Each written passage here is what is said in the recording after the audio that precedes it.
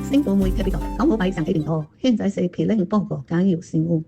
事件同回交當地草斷的報告嘅所面律師議會發出難處落網，希望被控訴法庭。警方法案講講，禮拜三指係通報，指樹林公佈呢度嘅醫書啲阿媽回交當，受到所以抗議報告，啲理由所在斷裂。警方通過調查，個人調有監控畫面，可能難處成控，線索呢終於逮捕歸案。初步調查顯示，這名男主也是向本地其他回交當嘅舉起類水硬用。由於不允許中保院政府做其黑點名義，要求辦公室已增加到8月。這項提電其黑點研究結果顯示，參與其黑嘅移動在運用能力和理想技能方面，越漸縮小與將雙發電系統嘅差距。保院政府做其黑，擁有發電障礙嘅優異，在做了與以往至少差啲遠客教育。其黑實行之後，取代融合成效。交通部兼路政府講嘅政府部長吳英利表示，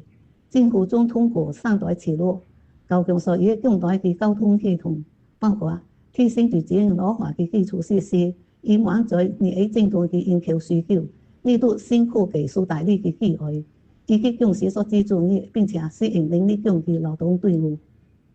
卡拉車技術根據電動個應逮捕根據使用者，禁止使用響應中文島嘅條例。要前屋以後生效之後，例如交通管理局、教務廳已經開出無端罰單。交通部政務部長馬英瓊在過去答覆議案送往施工，呢交過議案是通過電機順路，並且在公眾反饋意見嘅一點進行檢查，發現這些案例。加強打詐騙案有5月以來和本土團體嘅趨勢，警方教務廳只係追究實行武器之類報案。呢段歷史涉及摩拳武裝部隊議案，內政部兼社會嘅家庭發展部政務部長吳培明在過去答覆議案送往時表示，這類行騙超過5年前，在近期發生嘅類水騙案中，騙局對流摩拳武裝部隊議案也摩拳教育機構嘅螺絲下單。不代議員推出本地探索業，專門治療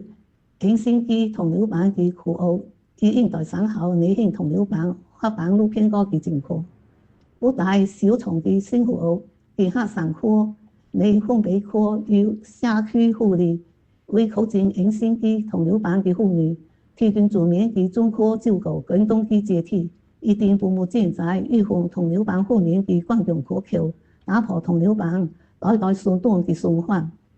簡要新聞報告完了。